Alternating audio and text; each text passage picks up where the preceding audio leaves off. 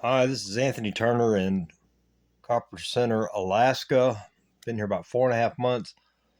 Um, been a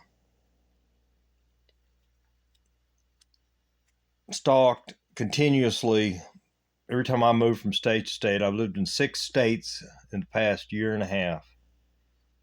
People that if I get on a plane, they follow me on a plane, bus, train, and then they set up a crew, vigilantes, or people that they'll harass you on the street. They'll blow gas on you, pepper spray, or whatever. If you try to go to a supermarket and you're not looking, next thing you know, somebody has walked by you and pepper sprayed you. They put it back in their pocket and act like that. And it's just constant all the time. Uh, so I put a sign up out there, and it talks about you know these people use the iPhone.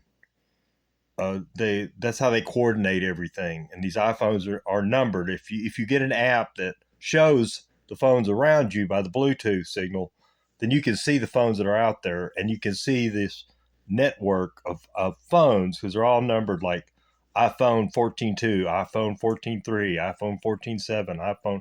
And then if you get on a plane and go to another state and you see the same exact phones on the plane and where you're going, and you get on a bus and you go to a town like I flew from Denver to Houston, then got on a bus and went from Houston to Beaumont, and I'm these same phones are right behind me, following me, doing this.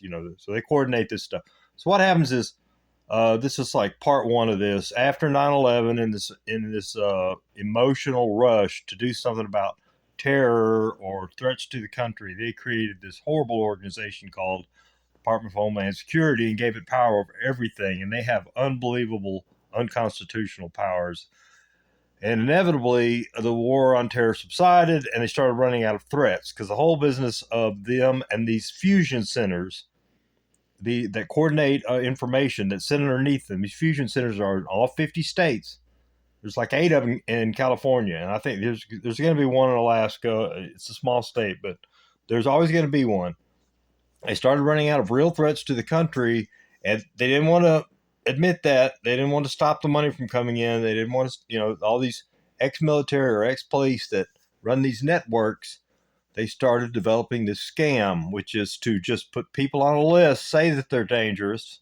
Like, I'm a 62-year-old man. I live alone in the middle of nowhere, don't know anybody, don't have a car, and still I have people that run around in the woods out here, set up gas canisters and gas me. And I get and this has not stopped in over, well, it's been over almost 2 years.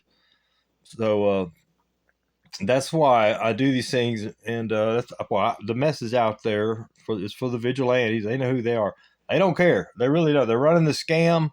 They get paid. Everybody gets, the money keeps flowing and all that, and they are obviously sociopaths because they don't care. They've completely destroyed my family. They've destroyed all my finances. I can't work. I don't have any friends. My mom is stuck with me. God bless her.